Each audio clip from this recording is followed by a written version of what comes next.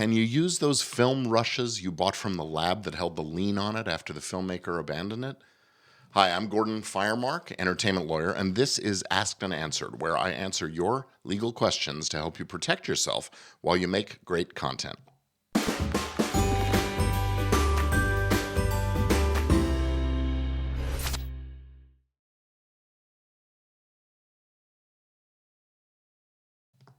So this is an interesting question that came in from a UK-based documentary filmmaker I encountered recently who asked, I purchased some abandoned film rushes from a now abandoned film about a 1970 music festival. I acquired all the rights from the lab that held a lien.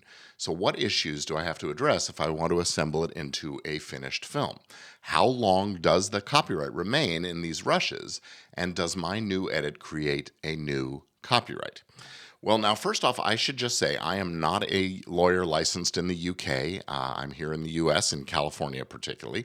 But the good news is that generally the issues in this kind of a situation are very similar between the US and UK. Of course, you should check with the UK lawyer before you rush into things, but let's proceed anyway. So whether it's rushes or cutting room floor footage or a fully finished production, the copyright in this work springs into existence the moment it is fixed in a tangible form. That means that pretty much every inch of footage is protected from the moment that film is exposed. Now, in the UK, for films made in 1970, the copyright lasts for 70 years after the death of the last surviving author, director, composer, whatever. If the identity of these individuals is unknown, then the term is 70 years from the year of creation, or if it was released to the public, 70 years from when it was first made available. So the earliest that this footage could possibly be free to use, or that is in the public domain, would be, I think, if I'm doing the math right, 2040. That means that it is risky to use it now unless you can obtain a written license or transfer of copyright ownership from the original owner and author. Now that means that we have to look at the paperwork. But your new edit, does it create a new copyright? Well, yes, but that new copyright only covers any new original contributions that you've brought to the work. The specific editorial creative decisions, any new footage, narration, those kinds of things. That old footage still remains covered by and under the original copyright.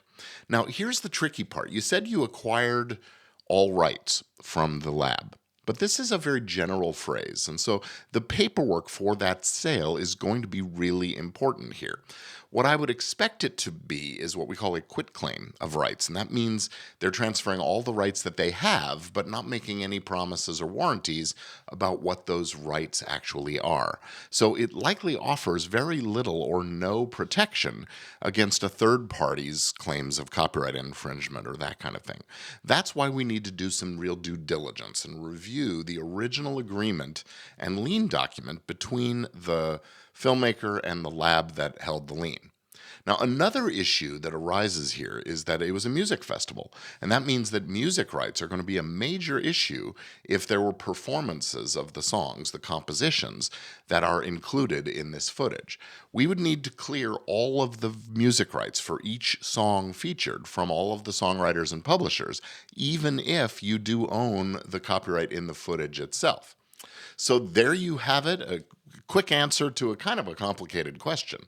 And if you have a question that you would like to see addressed here, head on over to firemark.com/questions and submit it. I'll get back to you as soon as I can.